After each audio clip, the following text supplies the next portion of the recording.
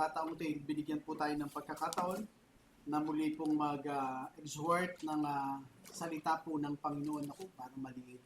Napabasa niyo ba ang title? Okay. So, sa aklat po ng Deuteronomy, okay, sabi ng aking inay, Diot.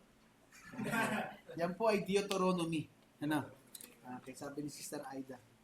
Okay, so ang aklat po ng Deuteronomy ang ating mapag-aaralan ngayon. At dalangin ko po na sa ating pong pag-aaral ay tayo po ay ma-admonish ng salita ng Diyos. Ano bang oras na? 9:47, siguro mga alas 2 tapos na po ito. Kasi 25 verses po ito pag-aaralan natin. Okay? So, basahin nyo sa inyong salin, tapos tayo po ay mananalangin. Deuteronomy chapter 6. Now, this is the commandment, o Tagalog na po. Ito nga ang kautusan at mga tuntuning ibinigay, tayo po magsitayo, mga kapatid. Okay, pasensya na po kayo, sanay po ako sa Wednesday, ating Wednesday. Okay, ito nga ang tuntunin na ibinigay ninyo sa akin, na siya ninyong susundin sa lupaing inyong sasakupin. Ang mga ito ibinigay sa inyo ni Yahweh at sa inyong mga anak at sa mga susunod na saling lahi upang magkaroon kayo ng takot sa Kanya. Kung ito'y susundin ninyo, hahaba ang inyong buhay. Kaya nga, pakinggan ninyo ito at sunding mabuti. Kung magkagayoy, sasagana kayo at darami ang inyong lahi pagdating ninyo sa lupaing ipinangako ni Yahweh, ang Diyos na inyong mga ninuno sa lupaing mayaman at sagana sa lahat ng bagay. Pakinggan mo, O Israel, si Yahweh na ang Diyos ang tanging Yahweh. Ibigin mo si Yahweh na iyong Diyos ng buong puso, buong kaluluwa, buong lakas. Ang mga utos niya itanim ninyo sa inyong puso. Ituro ninyo ito sa inyong mga anak. Pag-aralan ninyo ito sa inyong tahanan, sa inyong paglalakbay, sa inyong pagtulog sa gabi, at sa inyong pagbangon sa umaga. Ipulupot ninyo ito sa inyong mga kamay bilang tanda. Itali sa inyong noo, isulat sa mga hamba ng pintuan at sa inyong bahay at mga tarangkahan. Malapit na kayong dalhin ni Yahweh sa lupaing ipinangako niya sa inyong mga ninunong sina Abraham, Isaac at Jacob. Maninirahan kayo sa malalaki at magagandang lungsod na hindi kayo ang nagtatag. Titira kayo sa mga tahanang sagana sa lahat ng bagay, ngunit hindi ninyo pinaghirapan. Iinom kayo ng tubig na galing sa mga balong hindi ninyo hinukay. Mamimitas kayo ng mga ubasan at mga ulibong hindi ninyo itaninim. Kung gayoy naroon na at masagana na ang lahat ng bagay, huwag ninyong kalilimutan si Yahweh na naglabas sa inyo sa Ehipto at sa bayan ng pagkaalipin. Magkaroon kayo ng takot kay Yahweh. Paglingkuran ninyo siya at sa kanyang pangalan kayo'y manumpa. Huwag kayo maglilingkod sa Diyos-Diyosan sa mga bayang pupuntahan ninyo, sapagkat si Yahweh na inyong Diyos ay mapanibughuing Diyos. Kapag sumamba kayo sa Diyos-Diyosan, magagalit siya sa inyo at lilipulin niya kayong lahat. Huwag ninyong susubukin si Yahweh na inyong Diyos tulad ng ginawa ninyo sa Masa. Sundin ninyong mabuti ang kanyang utos at ang tuntunin. Gawin ninyo kung ano ang tama at mabuti sa paningin ni Yahweh at mamuhay kayong matiwasay. Masasakop ninyo ang lupaing ipinangako ni Yahweh sa inyong mga ninuno. Mapapalayas ninyo ang inyong mga kaaway tulad ng pangako niya sa inyo. Kapag dumating ang araw na itinanong ng inyong mga anak kung bakit kayo binigyan ni Yahweh ng kautusan at mga tuntunin, ganito naman ang sasabihin ninyo. Noong araw, inalipin kami ng paraon ng Ehipto. Pinalaya kami roon ni Yahweh sa pamamagitan ng kanyang kapangyarihan. Nasaksihan namin ang maraming kababalagang ginawa niya laban sa paraon at mga Ehipto. Inilabas niya kami sa Ehipto upang dalhin sa lupang ipinangako niya sa ating mga ninuno. Ibinigay niya sa amin ang kautusan at mga tuntunin ito upang magtaglay kami ng takot sa Kanya. Sa ganon, sasagana tayo at iingatan niyang katulad ng ginawa niya sa atin ngayon. Kalulugdan tayo ng Diyos nating si Yahweh kung susundin natin buong katapatan ang lahat ng pinag-uutos niya sa atin. Purihin ang Panginoon, tayo manalangin. Ama naming Diyos, mahingi po namin, O Diyos, ay ikaw po ang mapapurihan sa aming pag-aaral. Ang prinsipyong nakapaloob, Panginoon, sa aklat mong ito ay maginawa, Panginoong aral sa aming mga buhay, O Diyos. Ikaw ay Diyos nung unang panahon pa man hanggang sa panahong ito. Sa bagong tipan at sa panahong ito, hindi ka nagbabago. Ikaw ay Diyos na patuloy na nagbibigay ng kautusan sa bawat tao, lalo po sa iyong mga iniligtas. Kaya Panginoon, tulungan mo kami. Ikaw po ang maluwalhati. Itago mo ko, Panginoon, sa liwanag at sa iyong karunungan at ikaw po ang siyang magsalita sa puso ng bawat isa. Pinupuri kita, Ama, sa pangalan ng iyong anak na si Jesus. Amen. Nakakaupo na po tayo, mga kapatid. Ang aklat po ng Deuteronomy o Deuteronomio sa Tagalog ay tinatawag na second law. Ano po? O ito yung tinatawag natin na ito po yung aklat ng pamamaalam ni Moses sa mga taga bagong henerasyon ng Israel. Ang kanya pong sinusulatan dito yung mga bagong henerasyon. Sila po ang new generations of Israel that will enter in the promised land. Sila'y papasok sa lupang pangako ng Diyos. At ang pangakong ito ng Diyos ay pangako pa niya na kanyang tutuparin sapagkat ito'y pangako niya sa kanyang mga ninuno. Siya'y nangako hindi sa kanilang mga ninuno kung hindi sa kanyang pangalan din. Kaya't ito'y kanyang tutuparin. Ang aklat pong ito, ang kabanatang ito ng 6, ito po ay hango o ito po ay pag-aaral natin patungkol sa utos ng Diyos sa mga Israel, subalit kukunin po natin ang mga prinsipyong nakapaloob dito bilang mga Kristiyano. Alalahanin natin na tayo po ngayon ay katulad din ng mga bagong Israel na papasok sa lupang pangako. Subalit ating tandaan na tayo po ay nabubuhay sa mundong ito na katulad nila noong unang panahon na meron tayong tinatawag na masuwaying puso. We have a rebellious heart. At kahit po tayo mga ligtas na naroon pa rin ang ating pagiging masuwayin. Kung kaya't nagligtas ang Diyos, subalit siya rin ay nagbibigay pa rin sa atin ng gabay at utos kung paano natin ipamumuhay ang ating buhay ngayon, kagaya nung unang panahon sa aklat ng Deuteronomy nung unang panahon ang mga Israelita. Kukunin po natin ang prinsipyo at makikita natin na sa buhay natin ay magkapareho po halos ang nagaganap. Ano po? So ito po ay huling habilin ni Moses kay Joshua. Kaya nga po pag binasa natin sa una, ang sabi po sa una? Ito ang utos, ang alituntunin na ibinigay sa akin ng Diyos upang sabihin sa inyo. Ano po? Ibig sabihin ay mayroong ibinigay para ipasa sa kanila. Naghahabilin na po si Moses sa bahaging ito. Ito ang inyong gagawin, ito ang inyong alituntunin sa oras na kayo ay pumasok sa lupang ipinangako ng Diyos sa inyo. Ibig sabihin, ang mga iniligtas ng Diyos ay may alituntuning sunusunod at ito ay ang salita ng Diyos, hindi ang kanyang sariling panukala, ang nakapaligid sa kanya o ang kanya o ang mundo. Kaya nga po, ang title po natin ay The Commandments to Live By o ang kautosang ating ipamumuhay, prinsipyo ng pagsunod o the principles of obedience. Kung nalaman nyo po, doon sa pinakahuli nating binasa, 6:25, ang sabi, kalulugdan tayo ng Diyos nating si Yahweh kung susundin natin ng buong katapatan ang lahat ng pinag-uutos niya sa atin. There is the essence or the element of obedience. Bagong henerasyon ng Israel ay katulad ng isang bagong nilalang na hintil na tinawag ng Diyos sa kaligtasan. Kapag tayo tinawag ng Diyos sa kaligtasan, hindi po tayo namumuhay ng malaya ayon sa ating panukala.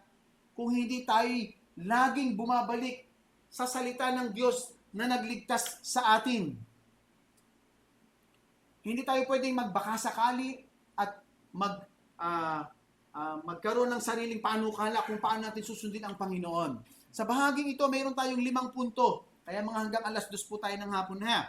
Unang punto, the commandment, makita po natin dyan, okay, ito po ang ating objective. Kailangan nating mapalalahanan ang ating sincero o matapat na pagsunod sa Diyos. Ano po? Ang ating pong tinatawag nating fear, hindi pala kita, ano ba ng dark? Okay, and love Him, na tayo po ay sumunod sa Kanya ng mayroong honor at pag-ibig sa Panginoon. Alam niyo, kung hindi po natin iniibig ang Diyos at hindi natin po siya nire-revere sa ating puso, ang pagsunod po natin ay parang napakahirap gawin. Sapagkat ang puso po ng tao ay may sakit. At upang tayo po'y mapaalalahanan ng kaparusahan ng Diyos sa ating mga pagsuway. Kailangan nating makita, bakit ganito ang buhay ko ngayon? Ano ba yung nangyayari? Naging tapat ba ako sa Panginoon sa lahat ng kanyang pinag-uutos sa akin? So mapag-aaralan po natin yan. So ito po yung ating mga points. The commandment to keep the law of the word, the law or the word of God, ang pag-uutos ng Diyos na ingatan ang kanyang kautusan o ang salita ng Diyos, ang pag-uutos po ng Panginoon na mahalin ang Diyos, to love God, ang kanyang kautusan na ituro ang kanyang kautusan, ang kautusan din po ng Diyos na siya ay i-revere o fear o itaas sa ating puso, ang kanyang utos o ang kanyang salita o ang Diyos mismo, at ang kautusan ng Diyos na tayo ay magtestimonya patungkol sa Kanya. Kung mapapansin niyo, ang ating punto ay kabuuan po ng isang pamumuhay Kristiyano. At yan po yung makikita natin na iniuutos din ng Panginoon sa mga sa mga Israel po nung unang panahon. Magta-timer lang po ako. Ngayon pa lang ako magta-timer. Okay. So, ang una pong iniuutos sa atin, ganito po ang sabi. Pakinggan po natin ha.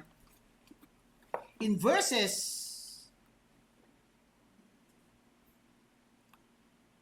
1 to 3, ang sabi po ay ganito.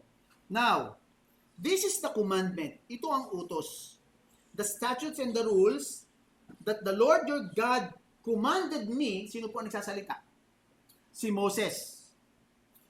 Sa huling habilin na si Moses po ay hindi makakapasok, saan? Sa lupang pangako, ay ibinibilin niya kay Josue at sa mga taga-Israel ang sinabi ng Diyos sa kanya. Sa makatuwid, this is a divine commandment. Hindi ito optional. Susundin mo o hindi mo susundin, sapagkat nadoon din po, tandaan natin, ang kanila pong pamanahan sa lupang pangako ay conditional ayon sa kanilang pagsunod sa Diyos upang matamasa nila ang pagpapala ng Panginoon. Okay? Yun po ang mahalagang prinsipyo na rin yan. Ngayon, sabi po the commandment is to keep, ang una po nating punto is the commandment to keep the law. Ang principle of obedience po natin dito is yung pag-uutos ng Diyos na sundin natin ang kanyang salita. At tayo pong mga iniligtas ng Panginoon, katulad ng mga Israel na kanyang inango mula sa Ehipto, wala po tayong ibang basehan ng ating pamumuhay kung hindi ang salita ng Diyos. Ganun din po sa kanila. Kaya tayo po, sabi nga po, tayong mga Kristiyano, tayo po ay mga taong nabubuhay sa aklat. At ito po sa aklat ng Diyos, sa salita po ng Diyos. So una, kung mapapansin nyo, now this is the commandment, the statutes and the judgments which the Lord your God has commanded me to teach you, that you might do them, gagawin nyo ito, saan? When you possess the land. Sure win po na mapopossess nila. Hindi po sinabing if you possess. Ang sabi, when you possess. So una, dapat nating malaman na ang utos ito, this instruction is a divine commandment. Ang utos pong ito ay hindi pwedeng ipagwalang bahala dahil ito'y utos mula sa langit. Ang ating buhay sa pag-aaral ng salita ng Diyos hindi pwedeng ipagwalang bahala dahil yan po ay salita ng Diyos. Lagi natin sinasabi sa Bible study, kaninong salita? Sa Diyos. Ano ang Biblia? Salita ng Diyos. Tinatanong ko po yung Bible study ko, kaninong salita? Sa Diyos po. Pag walang nasagot, tinatanong ko ulit, kaninong ang salita ito? Walang nasagot. Kanino nga pong salita? Sa Diyos po. Bakit ko pinuulit-ulit? Upang ma-inculcate sa kanilang kaisipan ng pinag-aaralan namin salita ng Diyos. So, dapat nating malaman that this instruction is a divine commandment. Ikalawa, sabi po, you so that, upang nang sa ganon, your son and your grandson might fear the Lord your God to keep all His statutes and His commandments. Lahat ng kanyang utos at lahat ng mga nakapaloob na alituntunin dito. Kung paano kayo mamumuhay at nang maging maayos ang inyong lipunan at ang pagsunod sa Diyos. Sabi po niya, which I command you na aking iniuutos sa inyo all the days sa buong buhay ninyo na pananahan ninyo sa loob ng lupang pangako. Katulad ng buhay natin, sa pananahan natin ngayon bilang Kristiyano. Sabi niya, all the days and the days that their days may be prolonged. So this instruction is to be observed. Kailangan nating ma-observe ang utos ng Diyos, ang kanyang salita sa ating pong buhay. Kaya pagdating po sa verse 3, kaya medyo fast-paced tayo, no? Kasi nilalagyan naman po natin ito ng sub-point. Maganda po kasi ito. Okay, sabi po sa verse 3, mamaya po i-apply naman natin ang Christian principle. Sabi po, O Israel, you should listen and be careful to do it. Kung inyo po mapapansin, ano ang tono ni Moses dito? Siya po'y para siyang commanding with a great authority. Sabi niya, O Israel, makinig kayo at marahan ninyong sundin. Maingat ninyong sundin. Sabi niya, upang kayo'y maging maayos at upang kayo'y dumami. Naroon po tandaan natin, the multiplication of the Israel is a blessing. It's a sign of blessing. Ano po? Kung papaano ang si Yahweh na inyong Diyos ay nangako sa inyong mga ama sa bayan na bumubukal ng pulot at gatas. Ito pong lupang pangako ng Diyos ay kahalintulad ng paraiso. Kung mapapansin natin, dito sa kwentong ito, dito sa Deuteronomy chapter 6, ang desire ng Panginoon ay ipanumbalik ang mga tao sa paraisong kanyang ginawa nung unang panahon pa. Ang desire ng Panginoon ay sila'y maging mabuti, pero ang desire ng Panginoon ay mahalin at sundin ang kanyang mga utos upang nang sa ganon, ang mga taong ito ay magkaroon ng masaganang pagpapala din niya. Ganon din po tayo. Yun din po ang desire ng Panginoon sa atin. Kaya kayo naririto. Hindi dahil napipilitan kayo. Ang desire natin, makinig natin ang salita ng Diyos. Masundan natin ang kalooban ng Panginoon, ang mga hamon na darating ngayong linggong ito, at manindigan tayo sa kanyang salita. Di po ba? So ano yung Christian principle na ating makikita po dito? The God's commandment is not an option to follow. Ang utos po ng Diyos hindi po yan optional. Naalala ko sabi ni Alfredo Lim, the law may be harsh, but it is the law. Dura lex sed lex. Ano po? Sabi po niya. So, but it is to be obeyed. It is the grace, it is the means of God na matamasa natin. Pag binabasa natin ang salita ng Diyos, diyan po dumadaloy ang biyaya ng Diyos sa atin. Biyaya na kung tayo nasa gitna ng problema, mayroong kapayapaan.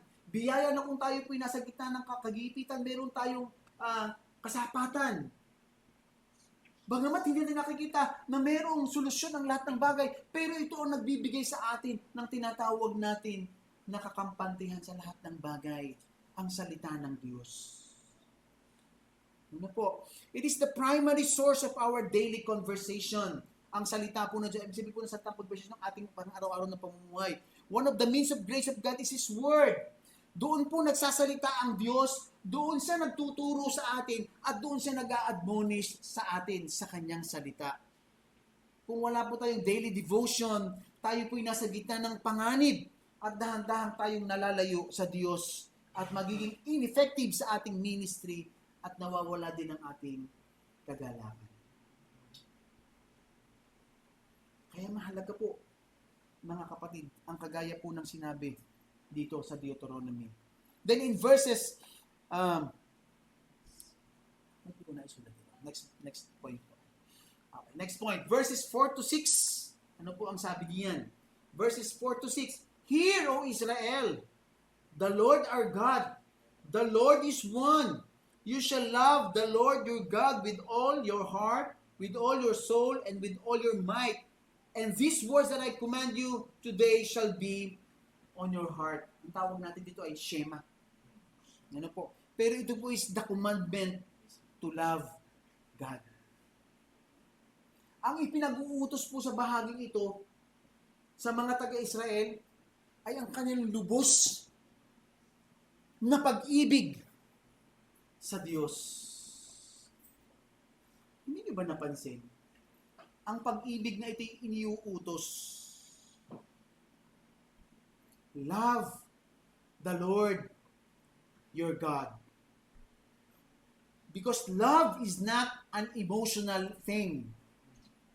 Love is commitment. Ang pag-ibig po, yan po ay commitment ng isang taong iibigin mo siya. Ang salita po ng Diyos ay committed tayo na ito'y ating pag-aaralan at ito'y ating iibigin at ito'y ating susundin.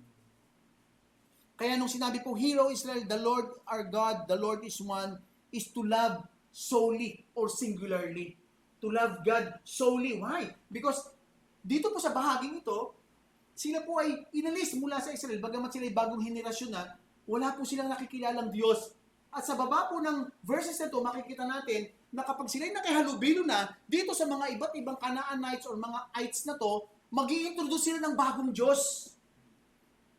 Especially kapag ang isang tao o ang mga Israelites ay nasa gitna na ng karangyaan, they tend to forget who God is. And what will do? Yayakapin na nila kung sino man ang magbibigay ng pleasure sa kanilang katawan.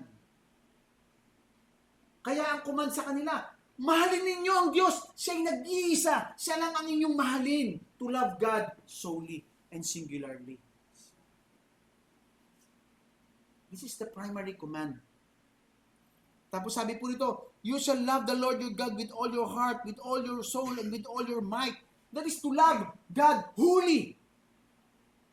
Hindi lamang solely or singularly, kundi mahalin mo siya ng buong buo. Buong buo mong ibigay sa iyo ang iyong puso, ang iyong kaluluwa at ang iyong lakas. Ang iyong focus lamang ay ang Diyos. Ang pag-uubusan mo, pagpupuyatan mo at lahat ng bagay ay ang Diyos. Hindi mo iiwanan ang gawain dahil lamang sa mga bagay na walang kapararakan. Kung hindi, lahat ay pwede mong isang tabi. Tinanong ako kahapon ni Brother Jason, sabi niya sa akin, Pastor, ano bang ibig sabihin ng commitment o committed? Sabi ko, ang ibig sabihin ng commitment is, ibinigay mo ang buhay mo at anumang bagay na dumarating ay hindi alintana sa iyo kung hindi doon sa bagay mo lamang you have committed yourself. A Christian is a committed person to God. Kumusta ang inyong linggo? Do you commit this day to the Lord? Pananalangin natin. Ang Wednesday, do you commit that to the Lord? Mahalin mo siya ng buong puso. Mayroong tinatawag natin na integrity. The word whole means integrity. Walang kahit anong pirasong pwedeng gumambala sa bagay na ito. At sabi po niya, and these words which I am commanding you today shall be on your heart to love devotedly. Mahalin mo ang Diyos ng buong debosyon. Siya ang nagbibigay ng iyong hininga.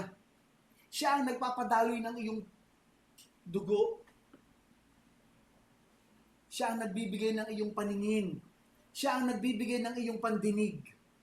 Lahat po tayo ay nanunulay lamang sa alambre ng buhay na anumang oras ay pwedeng maputol kapag gugustuhin ng Panginoon. But we are a prideful person. Akala natin pag-aari at kontrolado natin ang lahat ng bagay. Christian principle, to love is not an emotional feeling. It is a truth-based commitment. Alam mo ang katotohanan ikinumit mo ang buhay mo sa katotohanan, sapagkat ang katotohanan ng Diyos ay hindi nababago, ayaw mo man tanggapin o hindi. Ito po ang katotohanan ng Diyos. Love is an action word. That's why it is being commanded. Love the Lord your God.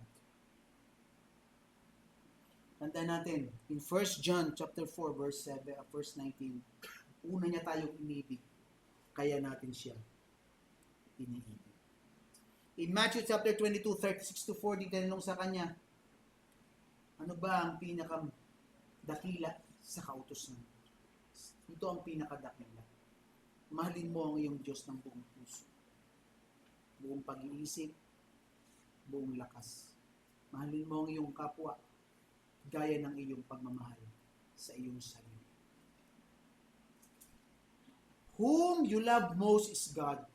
Whom you love less is yourself.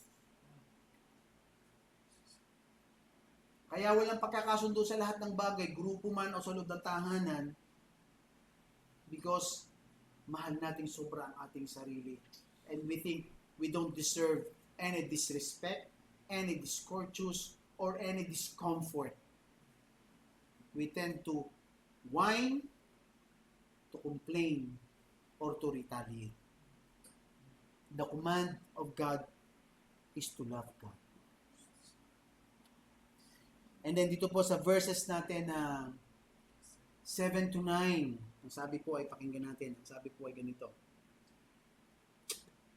You shall teach them diligently to your children, and you shall talk of them when you sit in your house, and when you walk by the way, and when you lie down, and when you rise. You shall bind them as a sign on your hand, and they shall be as a frontlets between your eyes. You shall write them on the doorpost of your house and on your gates. There's the commandment to teach the law or to teach the Word of God. Nag-aaral tayo ng salita ng Diyos, hindi upang ito'y ating ingatan sa ating puso and to keep it ourselves. Ikaw lang ang makikinabang sa lahat ng ito. Ang higit na binibigyan ay higit na mayroong responsibilidad sa Diyos. It's supposed, mga kapatid, that the longer you have become a Christian, the most you are obligated to share the gospel. Mas mahaba na kayo sa pagiging Kristiyano, mga kapatid, mas mahaba na po ang ating obligasyon at pananagutan sa Diyos na makapag-share tayo ng gospel.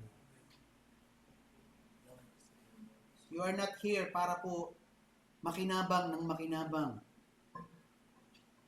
Kung hindi tayo naririto upang ang ating pakinabang ay maging pakinabang din ng iba sa pamamagitan natin. Who will share the gospel? Whom do you expect to share the gospel?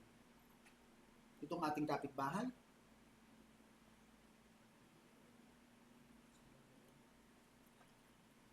And you shall teach them diligently to your son, and you shall talk them when you sit down in your house, and when you walk by, and when you lie down, and when you rise up. To teach, yung pong salitang diligently is to teach responsibly and consciously. Ituro natin, we are responsible and we are conscious that we should teach them the Word of God. Utos po ng Panginoon yan. Ang sabi po ay, ni Moses ay, ito yung ipinag-uutos sa akin, ay gusto kong sabihin sa inyo. Ito yung inyong susundin, hindi ito optional, dahil kayo ipapasok doon sa loob ng lupang pangako para kayo ipagpalain. Para maramdaman ninyo ang presensya ng Diyos, para naroon ang inyong kagalakan. At kung hindi, naroon ang kaparusahan ng Diyos. There's a punishment. And you shall bind them as a sign on your hand, and they shall be as frontals on your forehead. Ano ibig sabihin? Igagapos mo sa iyong kamay at ilalagay mo sa unahan ng iyong noo. Pag ikay naglalakad, yun lang ang nakikita mo. Ang kautusan ng Diyos. Ang sabi po ito, to teach constantly, carefully, and continuously. Yun po ang ibig sabihin niya. Kaya siya itinatali na sa katawan upang nasuon siya, paggising mo, constantly nakita mo agad ang salita ng Diyos. At nakita mo rin ito kung paano kaya marahan mo itong sinusunod.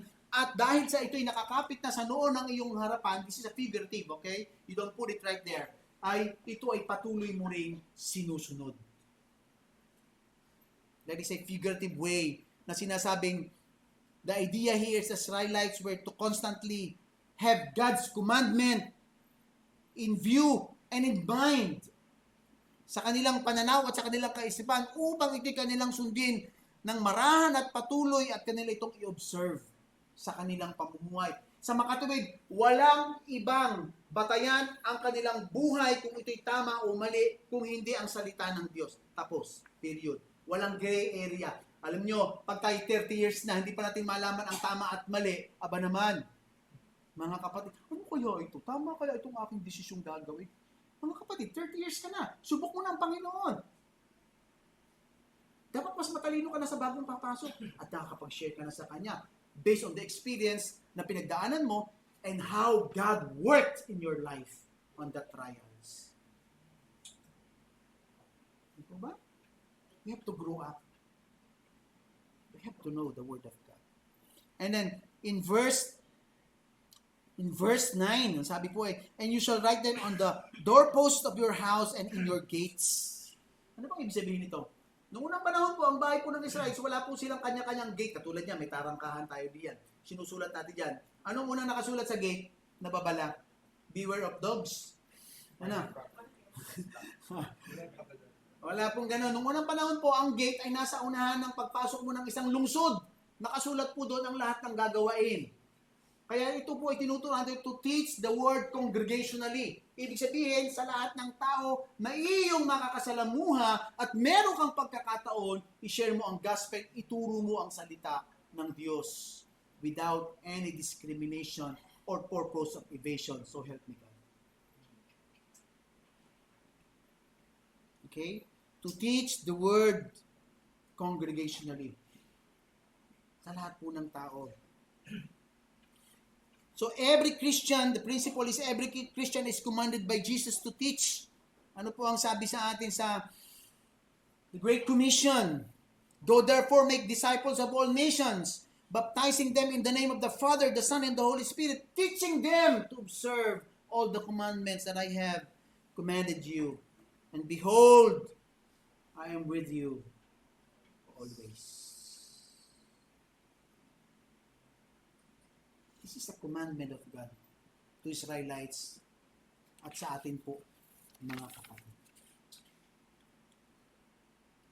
And then, ito medyo mahaba. Verses 10 to 19 is the commandment to revere God or to revere His Word. Alam mo, pag sinabi po natin revere, itinatangi natin ang Diyos. Alam niyo bang ibig sabihin ng salitang itinatangi o revere? Siya lang yung nakaupo sa puso mo. Walang pwedeng pumaling. Siya lang ang lagi kong iniisip. Pinagmumuni-muni. Siya lang ang laman ng aking isip. Parang kang umiibig na binata sa isang dalaga. Na kahit siyang katumingin, parang ang lahat ng bagay bago. Sapagkat mayroong nakaupo sa puso mo na walang pwedeng umagaw. That is what it means to be revered. Itinatangi mo ang Diyos sa puso mo. So sabi po dito, in 10:19, medyo mahaba, basahin po natin. In verses 10 to 16, ibigay ko na po ang point, to revere God in prosperity. Itangi mo ang Diyos sa oras ng kaginhawahan. Ang kaginhawahan ang pinakamapanganib na estado ng isang Kristiyano. Naniniwala kayo? Amen. Amen. Kaya pag ang ating mga kapatid ay dumadaan sa kagipitan at sila ay lumapit sa Panginoon, then they have come to realization na madami pala akong naiwan ng gawa ng paghahangad ko sa aking mga kayamanan at lahat ng aking paghahangad sa hanap buhay. That's why to revere God in prosperity. Kasi sila po ay papasok na sa loob Anong sabi kanina? Iinom ka sa balon na hindi mo hinukay. Kakain ka ng ubas na hindi mo itinanim. Lahat ay kasaganaan. Kaya ang tawag ay land of flowing milk and honey. Ano po? Sabi niya dito, it shall come about when the Lord your God brings you into the land which He swore to your fathers, Abraham, Isaac, and Jacob, to give you a great and splendid city, which you did not build, and a house full of all good things, which you did not fill, a hun cisterns, which you did not dig, vineyards and olive trees, which you did not plant, and you shall eat and be satisfied. The word satisfied is a warning to us. When you are too satisfied with your love, with your life, you have to be warned. Kapag kontento ka na sa buhay mo dahil meron kang lahat ng bagay, kailangang mabigyan ka ng babala. You might be putting yung iyong satisfaction sa bagay na hindi sa Diyos. And when it disappears,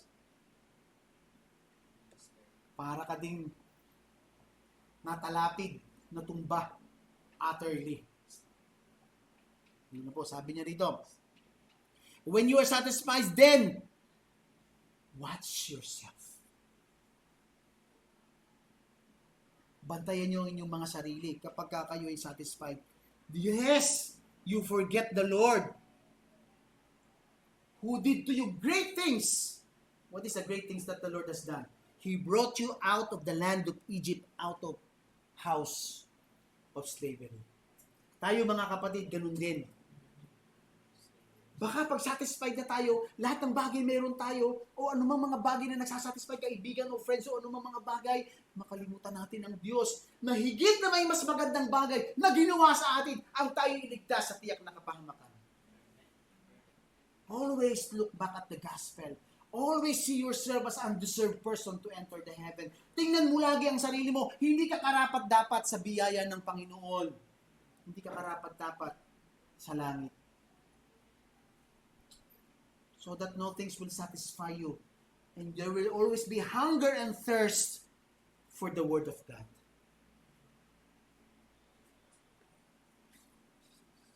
Sabi po niya dito, you shall not follow other gods.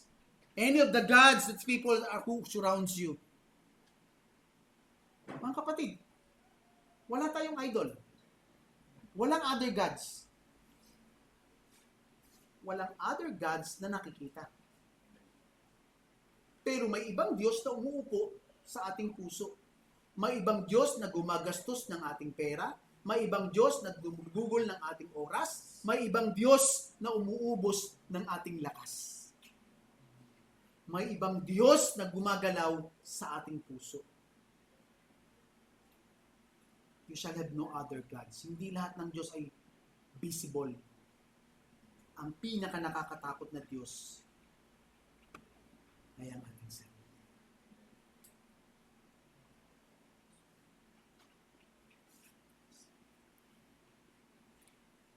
Bakit? Anong sabi ng Panginoon? For the Lord your God in the midst of you is a jealous God.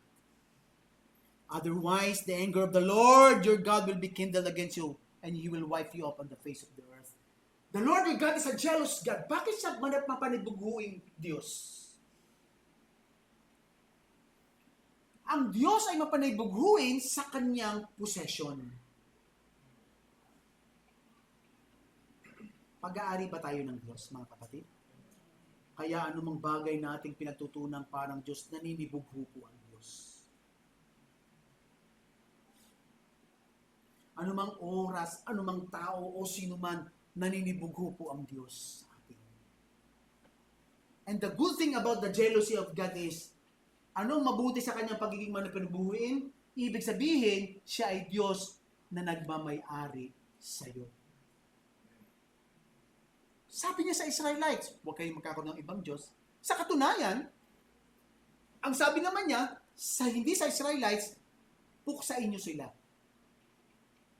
Sapagkat ituturo nila sa inyo na magkaroon kayo ng ibang Diyos. Pero sa Israelites na kanyang pag-aari, huwag niyong gagawin. Naninibugho ako. Parurusahan ko kayo. Nakita niyo ang kaibahan? Katulad ng asawa. Ay, pag ang kapitbahay ko, kahit anong gawin niya, wala akong pakialam. Pag ang asawa ko ang may ginawa, maninibugo ako sapagkat siya'y aking pag-aari at ako'y kanya ring pag-aari. Kami ay exclusive sa isa't isa. Ganun din po ito. Kaya jealous ang Panginoon. And then, you shall put the Lord your God in the test. You tested Him at Mara to revere God in poverty. Ito pong Mara, ito po yung pagkakataon na sila po ay nagko-complain. Kaya nyo ba kami dinala rito? Ay para mamatay na lang sa uhaw. Kami gutom na, kami pagod na, wala man lang tubig na mainom. Ano kaga Moses? Ano ka naman yung Diyos na yan? Kaya sabi po rito, revere God, not only in prosperity, hindi lang sa kasaganaan, maging sa ating kahirapan, ipagtangi pa rin natin ang Diyos sa ating puso. Nahihirapan tayo. Ipagtangi pa rin natin ang Diyos. Ang oras na kanya-kanya. Ang panahon na kanya-kanya. And then sabi po rito in verse, sa baba po is in verse 17, pababa, you should diligently keep the commandment of the Lord your God and His testimonies and His statutes which He has commanded you. You shall do what is right and good in the sight of the Lord, whose sight? The Lord, sa paningin po ng Diyos, that it may be well with you. Kita niyo yung kondisyon. Ano po? And you may go in, possess the good land which the Lord swore to give your fathers by driving out all your enemies from before you as the Lord has spoken.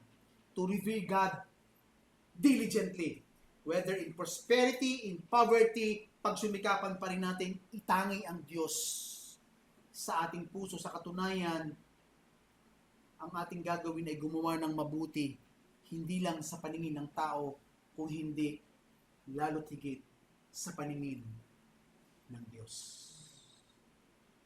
Do good in the sight of God. Christian principle.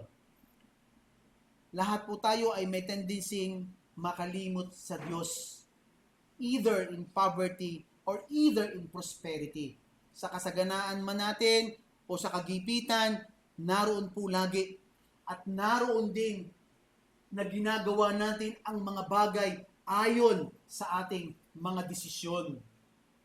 Nagigipit, gagawa ng mga desisyong bagay. Masagana, gagawa ng mga desisyong bagay na ayon sa kanilang sarili.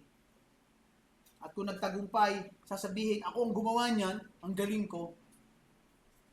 Ano po yung self-glory. Pero ang pinaka-crucial po rito is yung prosperity. Kasi meron po itong kakayanan na kontrolin ang ating sarili. Tayo po ay nasa gitna ng panganib. So we must always have in mind the glory of God. 1 Corinthians 10:31. Whatever you do, whether you eat or drink, do it all for the glory of God. Sabi po sa Proverbs 30:7-9, two things have I required of thee. Deny me not before I die. Remove far from me vanity and lies. Give me neither poverty nor riches. Feed me with food convenient for me, lest I be full and deny thee and say, who is the Lord? Or lest I be poor and steal and take the name of the Lord in vain. Turuan mo kung maging kontento sa lahat ng bagay, Panginoon. Dahil baka ako'y managana at tapos sabihin ko, sino ba ang Panginoon? Lahat ng ito'y gawa ko. O kung ako na may magipit, Panginoon, gipit na gipit ako, naunawaan ako, kailangan kong magnakaw. So we have to revere God. And then verses 20-25. Maigsi lang pala itong verses natin ito. Okay. The commandment to testify about God. Mahalaga po na magtestimonya tayo tungkol sa Diyos. Tayo ba'y determinado na tuwing lalabas tayo ng tahanan, this will be the day that I will testify about Christ to my friends. This will be the day that I will testify about God and His salvation. Sasabihin ko to sa aking mga kaibigan, Lord, give me strength. Bigyan mo ko ng lakas na masabi ko to, may bulalas ko to. Bigyan mo ko ng karunungan na mapihit ko ang aming usapan patungkol sa kapahamakan at kaligtasang ibinibigay ng Diyos. A Christian life is a life of testimony. That's why we do not only proclaim the Word of God by our mouth, but also by our life.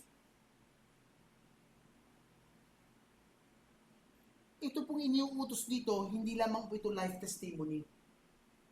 It is a command to do action. Gumalaw ka. Maging hangarin mo ito. Gawin mo. Basahin po natin. When your son asks you in time to come. Ibig sabihin, paglipas na itong maraming panahon at tinanungan ka ng iyong anak, Tatay, para saan ba ang lahat ng iniutos ng Diyos na yan?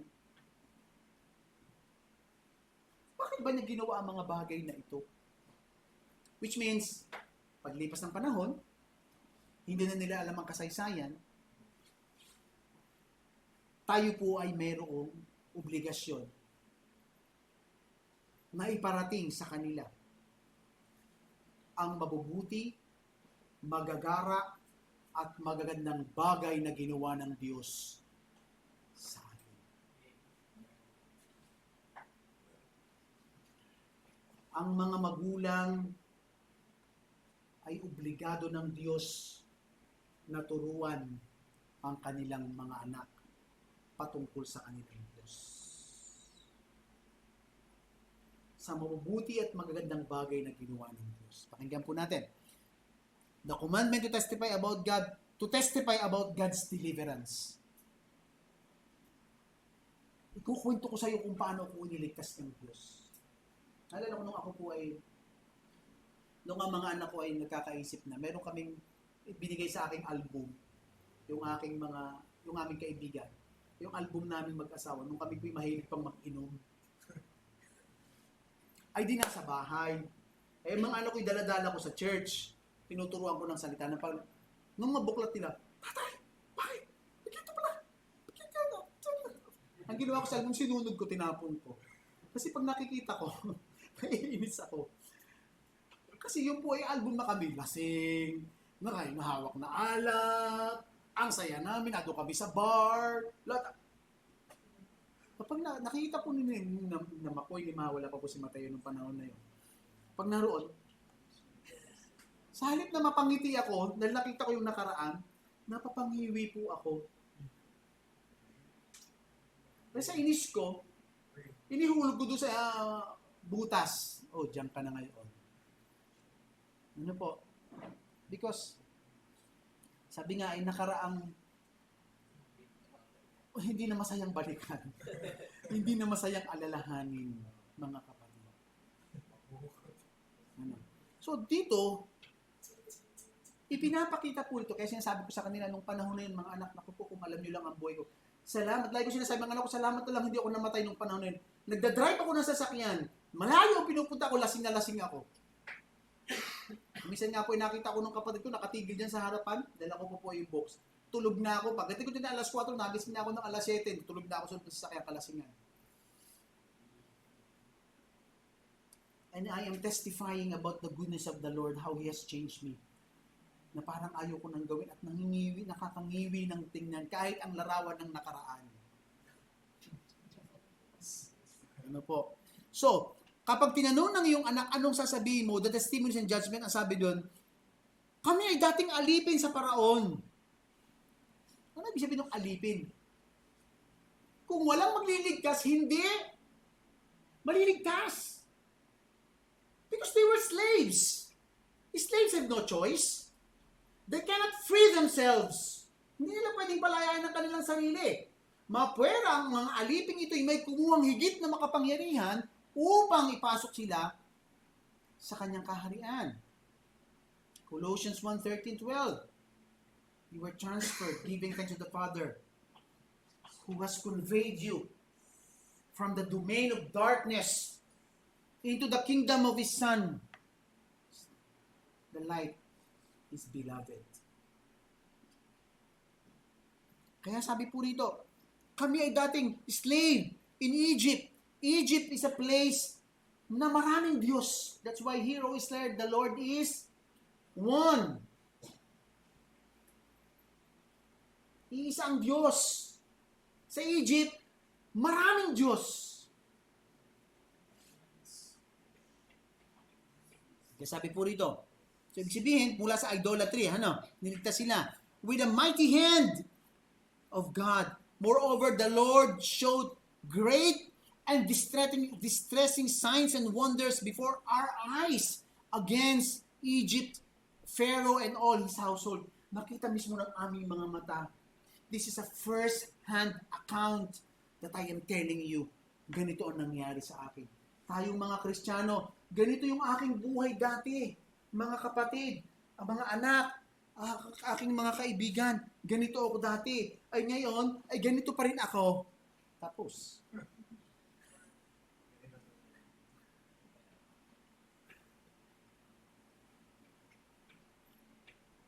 We have to testify about God's deliverance.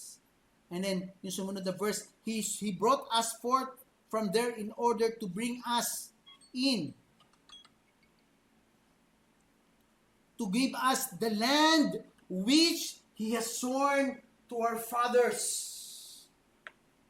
Ipinangako ng Diyos na dadalhin kami doon sa ating mga ninuno. Then we have to testify about what? God's faithfulness. He is a faithful God. Siya ay Diyos na matapat. Kaya gagawin niya kung ano ang kanyang sinabi at kanyang ipinangako.